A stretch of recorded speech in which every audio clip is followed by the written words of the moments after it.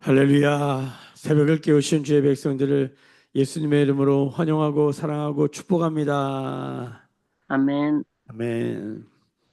예, 역대상 15장을 읽고 묵상했습니다. 역대상 15장은 역대상 13장과 연결되어 있습니다. 역대상 13장과 15장은 연결된 이야기고 14장이 중간에 샌드위치처럼 어떤 이야기가 하나 끼어 들어간 거예요. 역대상 13장 이야기는 뭡니까? 어, 다윗이 법궤를 언약궤를 자기 집으로 들이려다가 옮기려다가 실패한 이야기예요. 하나님의 말씀대로 하지 않고 자기 생각대로 옮기려고 하다가 베레스 우사가 죽고 사람이 죽은 거예요. 그래서 옮기지 못한 언약궤 운반 실패 이야기. 그게 13장 이야기예요. 그렇죠? 어, 다윗은 그렇게 실패했고 사울이라는 왕이 있었는데 다윗 전의 왕이죠. 사울은 왜 아예 법궤가 자기 그 이스라엘 나라로 자기 집으로 들어오는 것을 생각지도 않은 그러니까 법궤의 가치를 버려버린 법궤를 방치해버린 사람 사울 왕. 다윗은 그 법궤가 다시 자신의 집으로 이스라엘 나라로 회복되기를 원하지만 방법을 잘못 선택해서 실패한 이야기. 자, 이 이야기 앞에 지금 바벨론 포로로 잡혀갔다가 다시 하나님의 언약의 땅으로 돌아온 이스라엘 백성들, 포로된 이스라엘 백성들, 포로에서 자유케 된 이스라엘 백성들이죠. 정확하게는 그 이스라엘 백성들이 이제 어떻게 다시 하나님의 나라를 회복하느냐, 성전을 건축해야 된다. 그 성전을 건축하려면 가장 중심에 법궤, 언약궤가 있어야 된다. 말씀이 있어야 된다. 이 말씀을 어떻게 우리의 삶으로 가져올 것인가. 법궤 자체가 들어오는 게 중요한 게 아니에요. 이스라엘 백성들이 사울이 왜 망했냐? 법궤 자체를 가지고 전쟁에 나가면 이길 줄 알았단 말이에요. 웬걸 박살이 납니다. 그러니까 법궤를 부적처럼 생각하면 성경책 그냥 들고 다니면 뭐 은혜롭고 성령 충만한가요? 안 가지고 다니는 것보다 낫겠지만 사실 별 차이가 없어요. 말씀을 어떻게 대하는가 이게 중요합니다. 존 스토트라고 하는 목사님이 기독교 역사의 부흥은 특히 선교의 부흥은 무엇과 연결되어 있느냐? 말씀에 대한 태도와 믿음에 걸려 있다는 거예요. 말씀을 우습게 여기면 부흥 같은 건 없는 거예요. 근데 말씀을 귀히 여기고 말씀에 우리의 믿음을 갖다가 연결할 때 여러분 어떤 일이 일어났어요? 놀라운 부흥의 역사가 일어난 것입니다. 여러분 우리나라도 1907년에 평양 대부흥 운동이 어떻게 일어납니까? 그냥 누가 회개했다가 아니에요. 여러분 말씀 사경에 하다가 말씀 사모하다가 말씀이 한 영혼의 심령을 때려서 거기에 반응한 역사가 평양 대부흥의 역사 아닙니까? 그러니까 법궤를 그냥 가지고 다닌다고 능력이 있는 게 아니에요. 심지어 나중에 이 법궤는 사라집니다. 여러분 성경책을 가지고 다닌다고 능력일까요?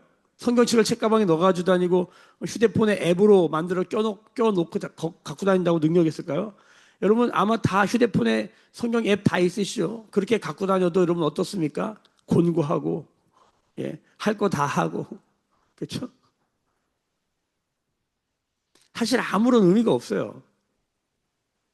그런데 놀랍게도 이 법궤는 우리가 어떻게 대하는가, 이 말씀을 우리가 어떻게 대하는가에 따라서 놀랍게 역사합니다.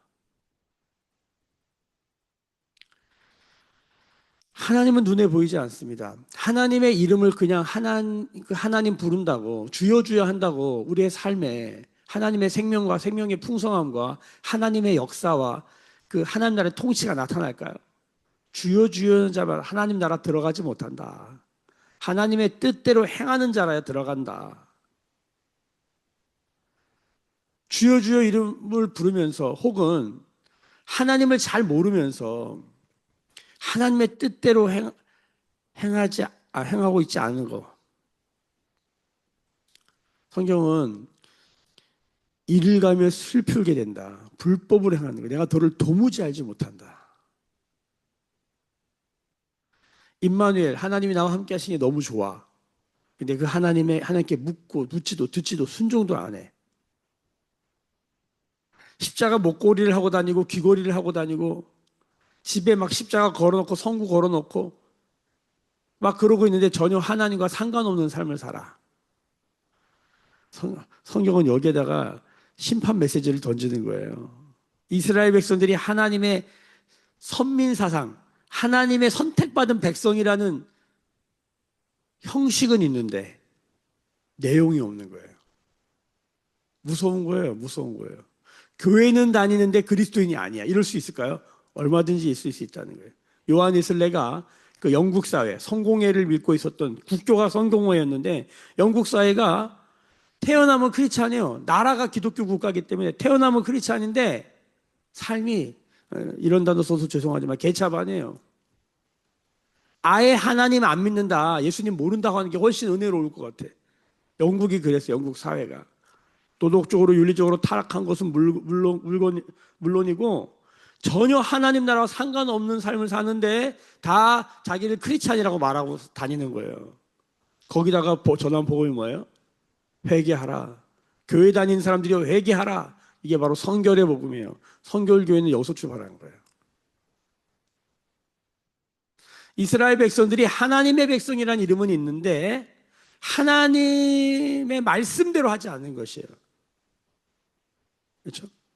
다윗도 법궤를 처음에는 어떻게 쓰려고 했냐면 그 선배들이 사울을 비롯한 선배들이 다윗이 아니죠. 법궤를 이용해서 자기의 유익, 자기의 성공, 하나님의 말씀을 자기의 성공을 위해 쓰는 사람들, 하나님을 이용하려고 하는 사람들, 하나님은 그렇게 이용당하시지도 않지만 하나님을 이용하는 데만 온갖 생각이 다 갇혀 있는 사람들, 요거를 기복신앙이라 그래요. 하나님을 잘 이용해가지고 하나님을 잘 달래가지고 마치 선앙당에서 비나이다 잘 달래가지고 자기의 복을 구하는, 자기가 잘 되기를 원하는, 요게 종교죠. 종교의 핵심이죠. 그러니까 삶도 종교적으로 살아가는 게 뭐냐면 다른 사람들을 이용해서 다른 사람들 잘 사용해서 자기가 성공하려고 하는 것, 사실은 이 자본주의 세상에서 다 그렇게 살죠. 성경은 이걸 종교라 그래요. 성경은 이것을 뭐라 그래요? 이것은 우상숭배라 그래요, 사실은. 그러면은 예수를 믿는다는 건 뭐냐? 신앙을 갖는다는 건 뭐냐? 중심이 완전히 이동된다는 게 뭐냐 도대체? 하나님께 쓰임 받기로 하는 거야. 내가 하나님을 이용하는 게 아니라 하나님께 쓰임 받기로 하는 거예요. 다른 말로 말씀을 이용하여 나의 사리사욕, 나의 복을 채우는 게 아니라, 나의 정욕을 채우는 게 아니라 어떻게 말씀에 내가 쓰임 받을까? 그러면 위치가 달라지는 거예요. 내 아래의 말씀이 있느냐, 내 위의 말씀이 있느냐. 그러니까 물질이 내 위에 있고 돈이 내 위에 있고 말씀을 이용해서 돈을 벌려고 하는 이 순서, 돈, 사람, 말씀 이렇게 있잖아요. 이게 뭡니까? 이게 우상숭배입니다. 그러면 예수를 믿는다는 건 말씀이 위에 있고 내가 그 아래에 있고 그 밑에 돈이 있는 거예요. 말씀을 따라 내가 돈을 사용해야 돼요. 근데 대부분 돈을 벌기 위해서 하나님을 말씀을 이용하는 기독교, 이게 망하는 기독교인 거예요. 이게 망하는 이스라엘인 거예요. 왜 이스라엘은 바벨론 포로로 잡혀가서 그렇게 다 망했는가? 이 우선순위가 바뀐 거예요. 자, 이제 이스라엘 나라에 하나님의 법궤가 들어온다는 건 뭡니까? 법궤가 가장 위에 있어야 되는 거예요. 말씀이 가장 위에 있어야 되는 거예요. 아멘? 왜 실패했는가? 말씀을 이용하려고 했어요. 그 힌트가 어디 나오냐면 13장 1절 2절을 다시 보셔야 돼요. 13장 1절 2절 다시 보겠습니다.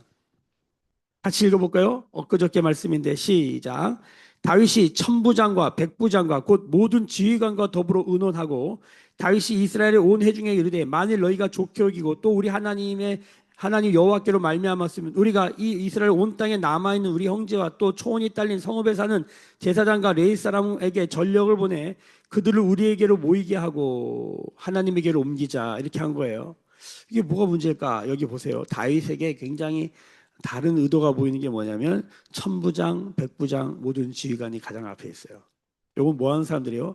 전쟁하는 사람들이에요.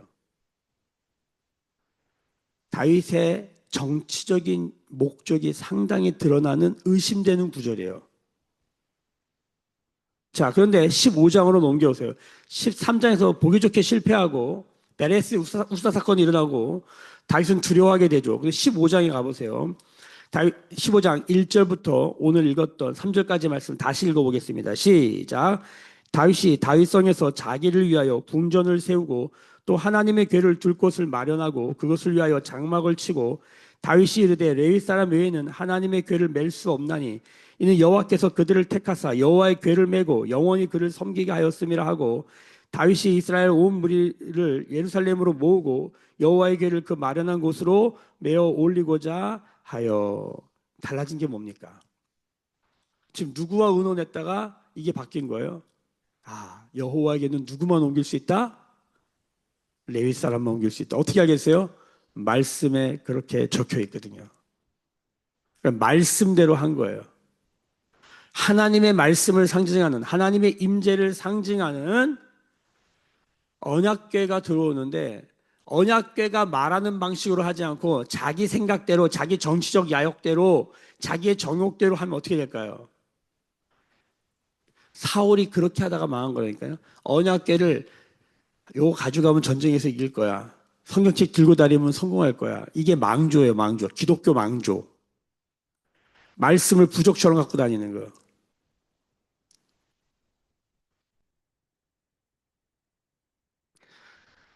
이스라엘 사람들은 모세오경을 달달 외워요. 어려서부터. 말씀에다 꿀 발라줘가지고 달달 외우게 해요. 근데 말씀대로 안 살아요? 그 외운 게 무슨 의미가 있어요? 왜 외웠어요? 성경책을 갖고 다녀요. 왜 갖고 다녀요? 우리가 이번 주에 정모세 선교사님을 통하여서 분기령, 분기점, 백두산에서 동쪽으로 물이 흐르면 두만강이요, 서쪽으로 물이 흐르면 압록강을 분수령이라고 하는데, 내가 파키스탄에 살면은 선교지에 살면은 되게 거룩한 거고 한국에 살면은 거룩하지 않은 것이냐 이렇게 도전하셨어요. 우리가 한국에서 살면은 그러니까 교회 이런 거죠. 예배당에 나오면 거룩해지고 예배당 밖에 나가면 거룩하지 않은 것이냐. 예배당에 있는데 하나님 말씀대로 하나도 안 해. 그러면 그건 뭐예요? 거룩하지 않은 거예요. 예배당 밖에 있는데 하나님의 말씀대로 살아. 그게 거룩한 거예요. 그게 하나님 기뻐하시는 거죠. 이스라엘 백성들이 법궤 들고 다니는데 하나도 하나님의 말씀대로 하지 않아. 거룩하지 않은 거예요. 하나님의 말씀이 중심이 되고 우선이 되고 하나님의 말씀을 따라 살고자 하는 삶의 태도의 변화. 다윗도 실패했어요.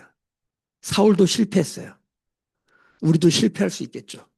이스라엘도 실패했어요. 왜? 그래서 바벨론 포로로 잡혀갔거든요. 말씀을 어떻게 대하고 있는가? 우리가 말씀을 묵상하고 공부하고 말씀 앞에서 씨름하고 말씀 앞에서 괴로워하고 이 모든 이유가 어디 있습니까? 어떻게 말씀대로 살 수 있을까? 이게 뭡니까? 어떻게 말씀이 우리의 가정으로 내 삶으로 들어올 수 있을까? 다윗이 실패 앞에서 망했다, 안 된다, 좌절낭만, 아유, 해도 안 되네, 포기한 게 아니라 왜 실패했을까? 문제를 풀다가 안 풀려. 이게 왜 안 풀리지? 우리가 고민할 수 있죠. 문제를 못 푸는 게 문제가 아닌 거예요. 문제를 못 푼다고 뭐예요? 포기하는 거예요.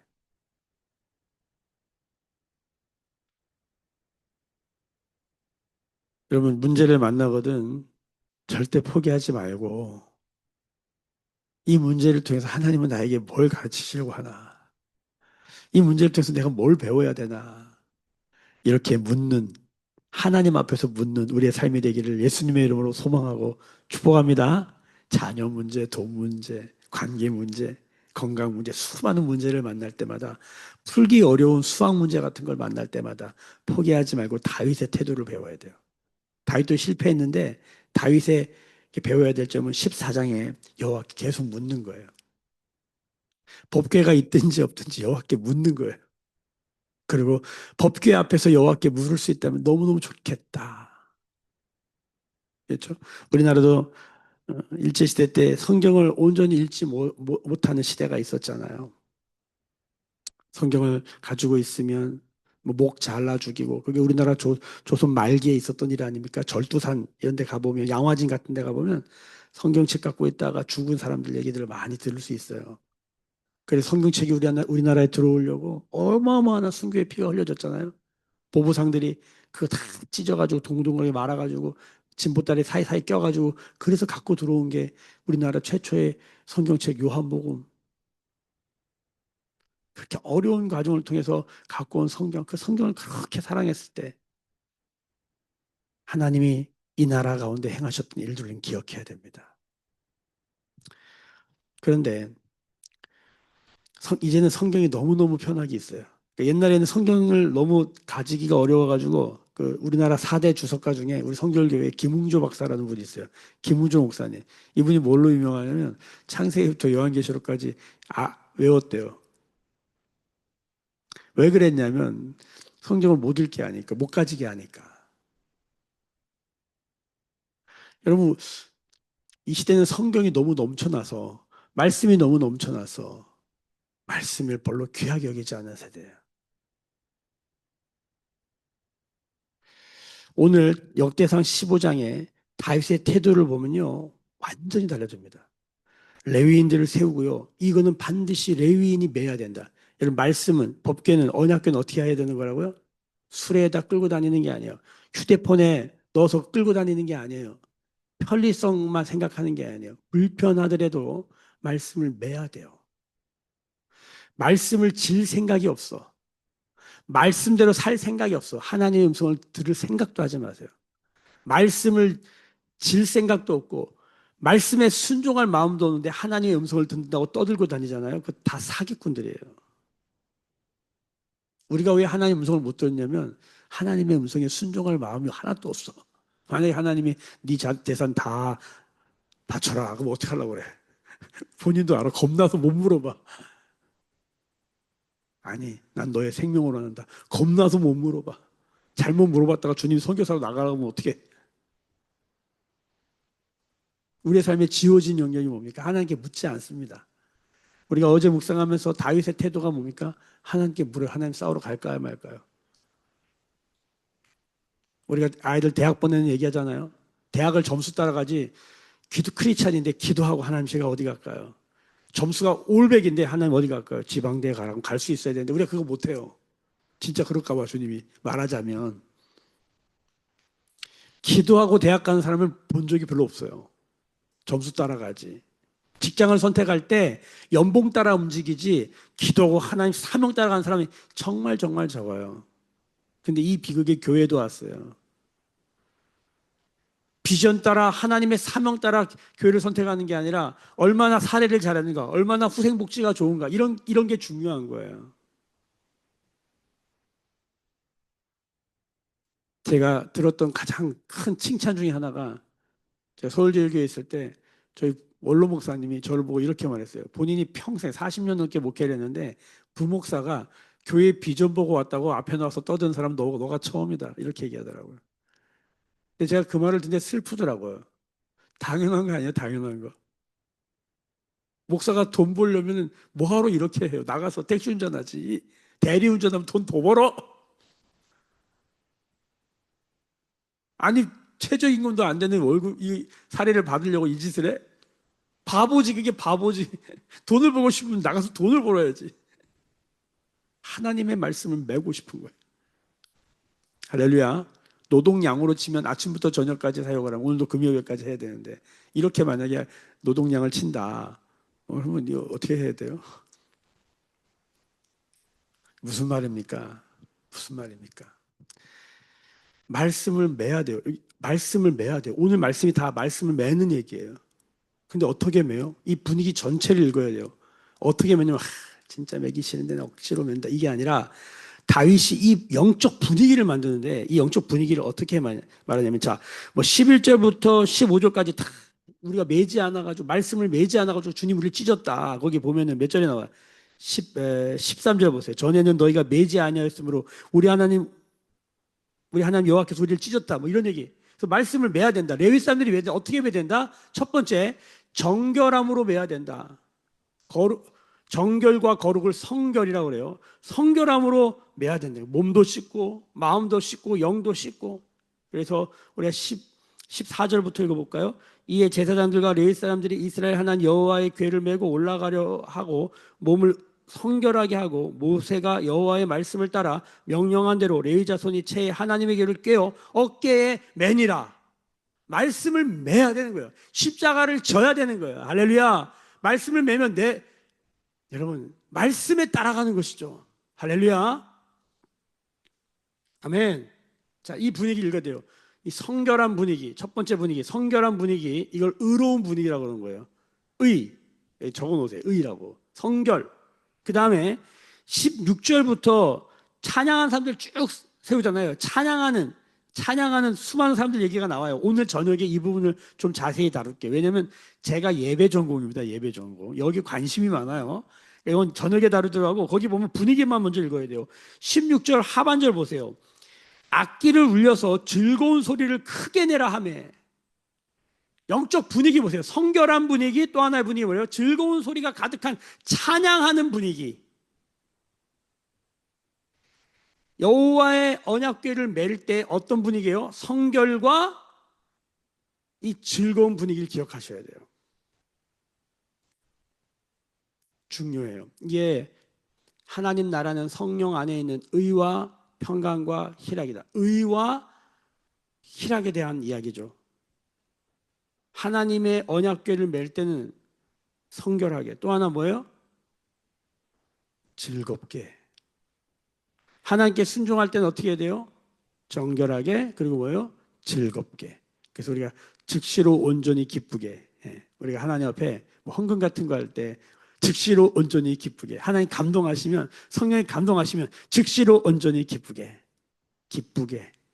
자원하는 심정으로, 자발적으로 이 일을 하기를 원하는 것이죠. 자, 그래서 25절 보세요.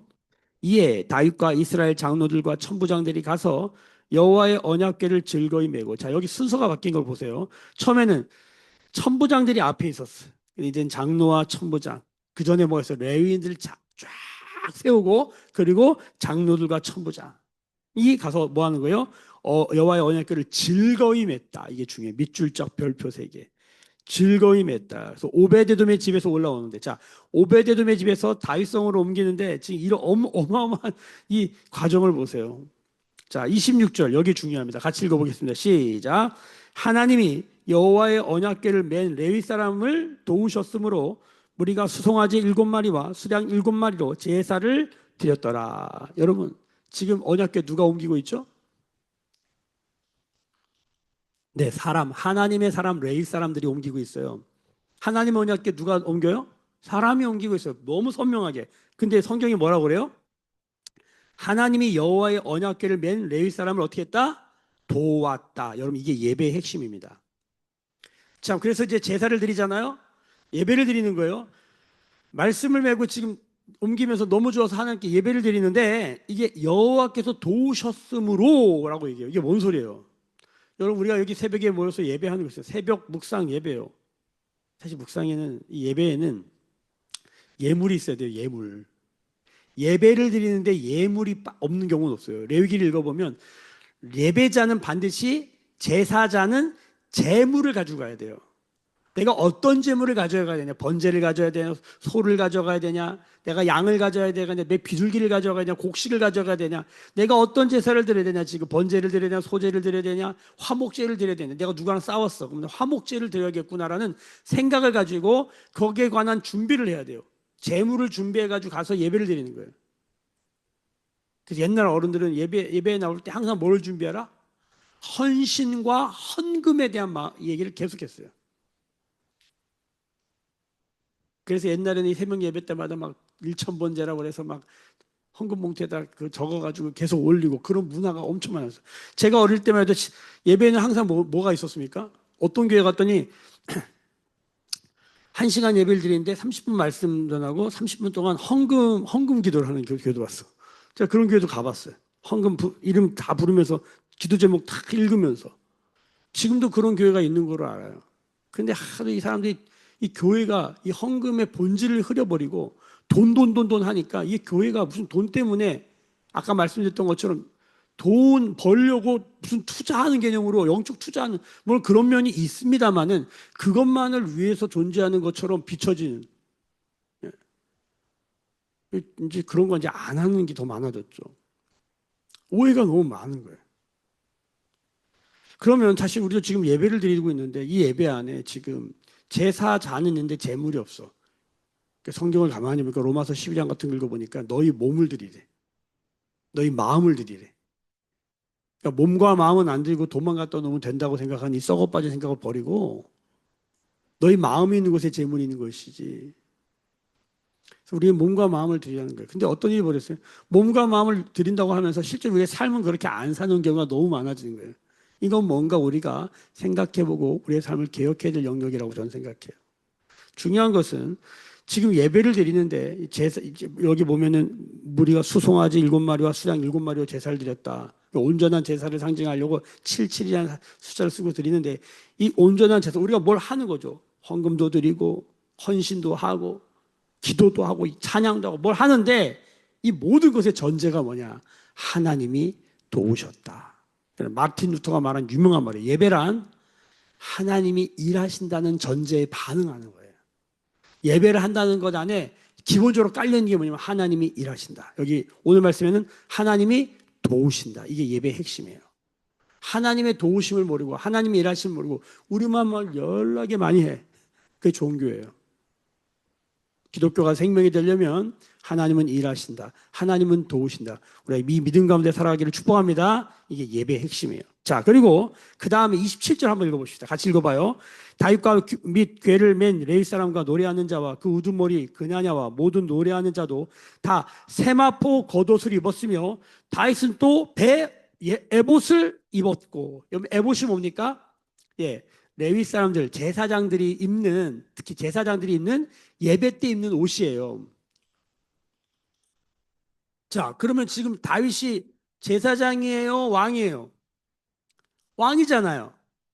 근데 지금 다윗이 뭐로 서 있는 거예요? 이 옷을 입었다는 건 지금 레위 사람들 제사장들과 같은 옷을 입었다는 건 뭐예요? 나도 뭐다? 나는 구경꾼이 아니라는 거예요. 나는 지금 쇼를 보려고 이러는 게 아니야. 나도 예배자다. 나도 뭐예요? 나도 제사자다. 나도 제사장이다. 그래서 이게 여기서 나온 말이 뭐예요? 그 유명한 왕 같은 제사장. 여러분, 왕 같은 제사장에서 뭐가 핵심입니까? 왕입니까? 제사장입니까? 왕 같으니까 제사장인데 뭐 같은 왕 같은 제사장이에요. 제사장이 중요한 거잖아요. 어떤 제사장이냐? 왕 같은 제사장이라는 거예요. 그러니까 다윗이 왕인데 왕 같아 보이지만 실제는 뭐여야 돼요? 제사장, 예배자인 거예요. 내가 이런 거죠. 목사인데 목사 같은 뭐가 돼야 돼? 예배자가 돼요. 모든 성도는 예배자입니다. 컴퓨터 프로그래머인데 컴퓨터 프로그래머 같은 겉옷을 이걸 입었지만 내 속은 뭐예요? 예배자가 돼야 되는 거예요. 주부 같은 예배자, 교수, 선생님 같은 예배자. 내가 지금 회사원이지만 회사원의 옷만 입었지 실제는 뭐예요? 제사장이라는 거예요. 다윗은 자신을 뭐라고 지금 고백하는 왕 같은 내가 왕 같지만 사실 난 예배자다. 그래서 이스라엘의 가장 중심에 뭐가 있어야 되느냐? 법궤가 있어야 된다. 법궤가 있다는 건 뭐냐? 우리가 예배자가 된다는 것이 하나님 앞에서는 코람데오의 예배자가 된다는 것이다. 다윗이 왜 우리가 하나님 마음에 합한 위대한 왕이라고 하냐면 다윗이 뭘 성공을 많이 한 게 아니라 우리가 말하는 세상적 성공을 해서 그렇게 목동이 왕이 됐다. 와, 우리 이런 데 열광하잖아요. 요셉이 그 구덩이에 빠졌는데 총리가 됐다. 와, 우린 총리가 대단한 줄 알아. 그런데 요셉의 삶을 따라가 보면 그는 예배자였어. 하나님과 동행하는 예배자였다. 다윗의 삶을 따라가 보니까 그는 목동이었을 때도 예배자였고 왕이었을 때도 예배자였고 심지어는 자신이 죄로 넘어지고 자빠졌는데도 그는 거기서 뭐예요? 하나님을 예배하는 사람으로 밝혀지다는 거예요. 여러분 이게 중요한 거예요. 예배당에 와서는 예배를 드리는데 밖에 나가서는 예배가 안 되는 건 여러분 이상한 거예요. 예배자가 아닌 거예요. 할렐루야. 우리는 아빠이기 전에 남편이기 전에 자식이기 전에 뭐예요? 사람이에요. 사람은 뭐냐 도대체. 성경이 말한 결론. 사람이란 하나님을 예배하는 사람이다. 앤드류 모레이의 사람이 피조물의 제자리는 뭐다? 예배하는 사람, 예배자의 자리다. 여기 이건 굉장히 오늘 말씀에 우리가 주목해야 될 말씀이에요. 다윗은 또 에봇을 입었고 그리고 언약궤를 메어 올립니다. 그런데 재밌게도 29절에 보면 그 다윗의 아내 미갈이라는 여자가 나오죠. 사실 미갈은 다윗을 엄청 사랑했어요. 사랑했는데 여기서 결정적인 실수를 해요. 하나님의 말씀에 반응하는 다윗을 보면서 비웃어요. 업신여겨요. 이게 사울의 피가 흘렀나 봐. 안타까운 일이 벌어져 더 이상 생명을 낳지 못합니다. 여러분, 우리가 예배에 어떻게 반응하느냐가 중요합니다. 오늘도 하나님의 말씀 앞에 서서 예배하고 있습니다. 우리는 예배자인가? 나는 누구인가? 이스라엘 회복은 여기에 걸려 있는 거예요.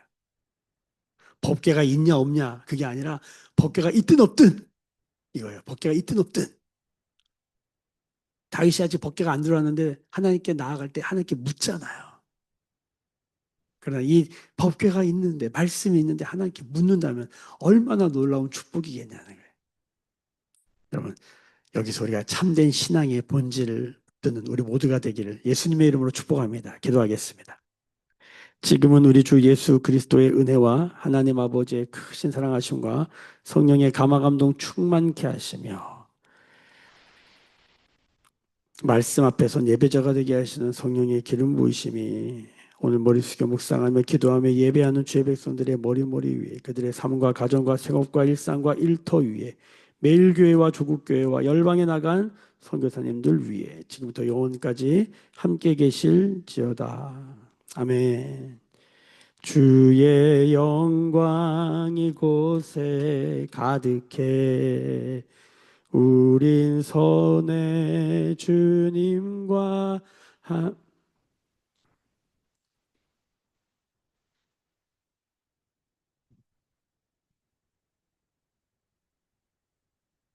모든 열방 주 볼 때까지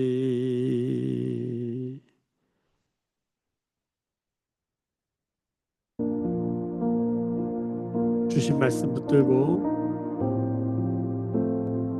오늘도 예배자로 살아가는 삶이 되게 하여 주옵소서. 묵기 찬의 영성으로 기름 부어 주옵소서. 함께 기도하며 주 앞에 나가십시다. 기도하겠습니다.